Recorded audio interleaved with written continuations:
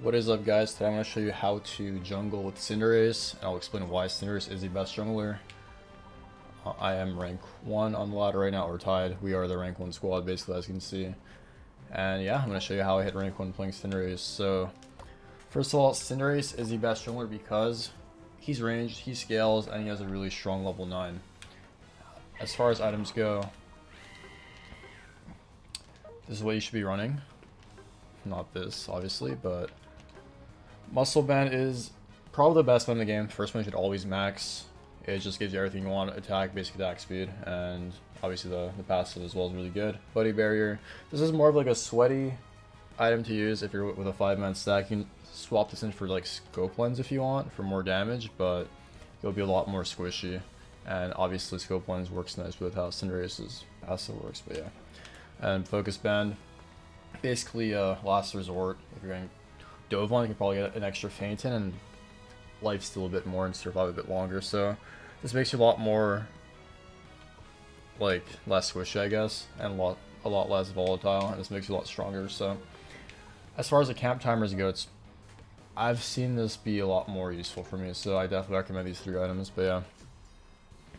So as far as your pathing goes, there's only 2 different pathing you should really take. You shouldn't ever skip a camp to gank level 4 on any champ. The only champs that really gank on level 5 are like Absol and Machamp, or Machoke, basically, because Machoke's submission flash is really strong at level 5. But Cinderace, you're just chilling and waiting for beats most likely, or just trying to get a pressure gank. And if you're playing low elo or just normals, you can probably get an early kill in, and early kills are really good because you can score a 3v1 if the jungler's not there. So you always go low sweep. We'll talk about that a bit more in a sec. And then this will push wherever the blue buff is. So if I'm on the other side of the map, it would go bottom basically. But here you have the option to just do this buff first, so use your spells in between. I could have also hit my low sweep on it, doesn't really matter that much. But some people here would go for the top crab. Oh, that's really annoying, but get the idea. And you want to pull these as far as possible, so you can just be ready to auto. I don't know how to move that thing, but yeah. Let's just pretend I'm hitting this, right? And that thing isn't actually there. So I'm always creating space to be ready to hit the next objective as fast as possible, as you can see. And you should be full clean like 915 with these runes, basically. Also, you want to clear this on top, so you see, like, once I'm evolved, I'm locked out. But if I'm on top of the pad, I'll TP in, basically. So at this point, there'll be like a little... There's nothing mid lane. In a higher elo game, just stand ready for the enemy jungler to gank, or just wait for the bees. Typically, I just go bees. If you're in a low elo game, you can maybe gank a lane and try to score 3v1. But in general, just like hovering here in a very high elo game, and you'd be ready for the bees on spawn. But yeah, that's how you want to clear early game and play early game out. If you get to score once or twice early game, you will be level 9 before Dread, which is really useful at 7 minutes. So if you're just clearing your camps properly and getting maybe like 2 or 3 crabs mid, you're just gonna go back. Let's say I cleared these 2 crabs mid, right? Let's say I can contest the ones on the right because they're closer to their base. I grab my speed fruit. I want to kite towards my next objective, right? Always be on the move to your next objective. Don't be like doing it where it spawns because you're a range champ, right? And here I'm just gonna clear back all the way, rotating like this. And when I gank bot lane, I go like this. When I gank top lane, I go like, well, I would end my pathing here and then go like this, right? So remember to get your buffs the moment they respawn. So like, you're not gonna stay mid for that long. You want to be... These gives you a lot of XP, and they're also just very good for fighting. Blue buffs helps you clear camps faster. If you don't know, you can press the analog stick, right stick. I'll show you in a sec. So when this Pokemon attacks, when this Pokemon's attack hit a wild Pokemon with low HP, they deal extreme beast damage. And this is like your red buff from League. Your auto attack slow, which is insane because just like in League, I believe range attacks slow for less compared to melees, because I mean, it's just so OP, right? Just slow from max range. So as you can see, decreases the opponent's movement speed a short time. And yeah, basically at this point, if you had a good early game, you should be like level 8.5 before this spawns, like 20 seconds before, or like 8. So I'd be like telling my teammates, like, I'm going to clear the Audino here. I'm going to clear potentially the other Audino here as well. This one could be contested, obviously.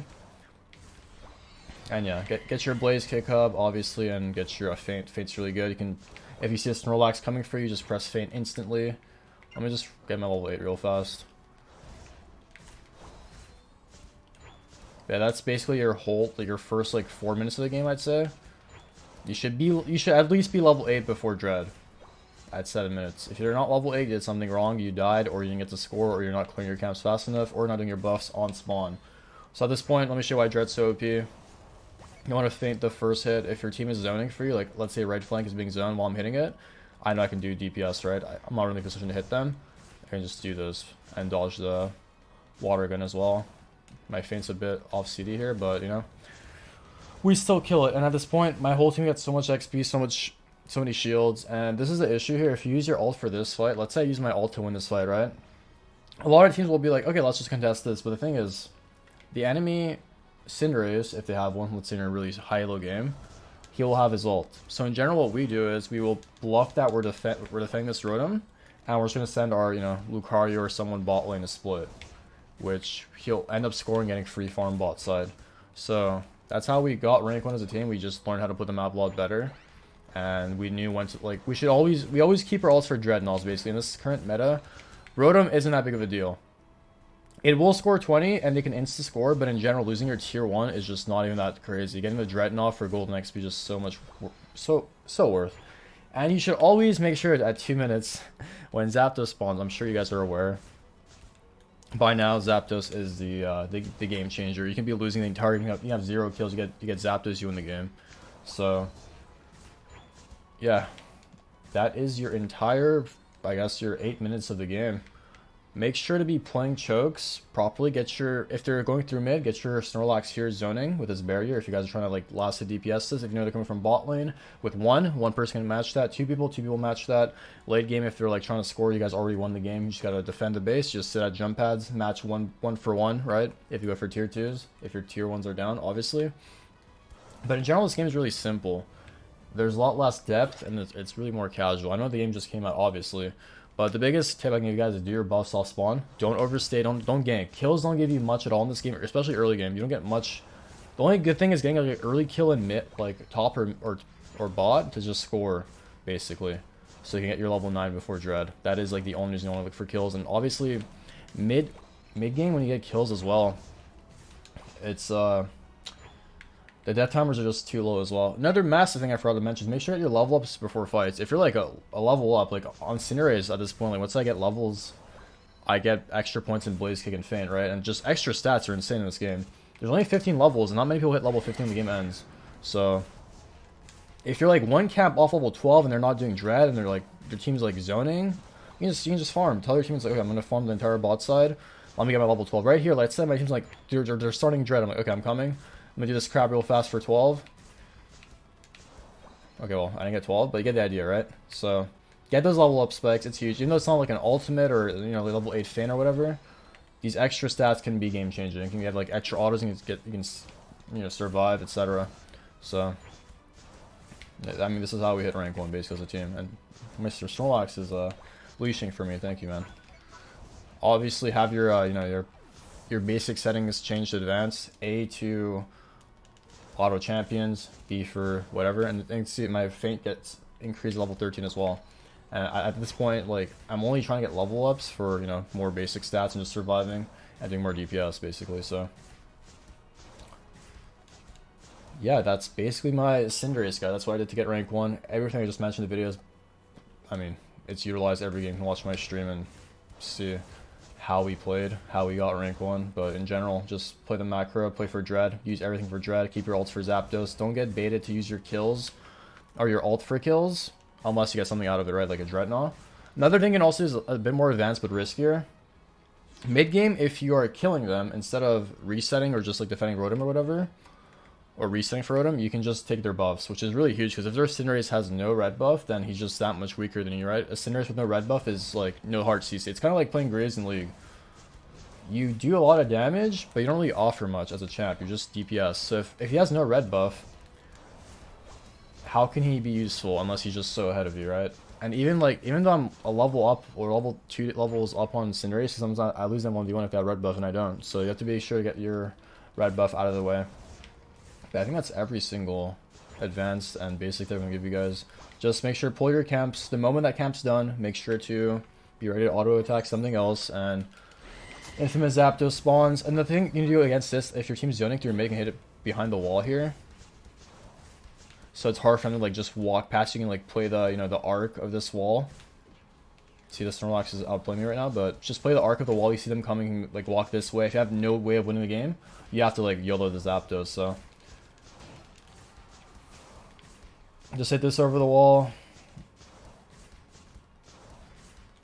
But yeah, you can also look for, I mean, you don't really look for opportunities to score as a Cinderace, but if you do score with a Zapdos, tell your teammates to go mid, because, I mean, you have Feint.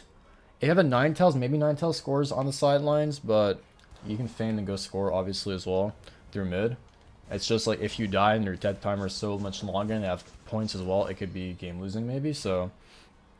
Obviously, if there's 2 tier 2s up, then Ninetales bot, U-top, Lucario, Snorlax, whatever, Slowbro, just score mid, Eldegoss. But in general, that's basically it. I think you guys should be able to climb now, that's for sure. But biggest tips, again, get your buffs. Make sure to clear your camps while pulling them to the next camp. I know my clear wasn't the best because I don't know how to get the substitute off the map, but pretty simple. Like I said, just full clear, get level 5. You can do this crab and path bot so your red buff lasts longer for your gank. But in general, it doesn't really matter that much because you're not really going to have it up for an actual situation to use it. Unless you're in low elo. If you're in low elo, yes, always do this.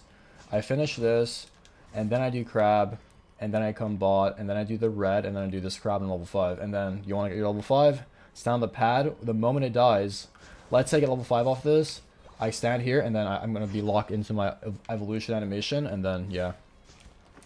That's basically it, guys. Hopefully this guide helps you out. Make sure to leave a like, subscribe, and if this video does numbers, I will for sure make more unit guides and help you guys climb and potentially reach rank 1 as well. But yeah, thank you for watching. Peace.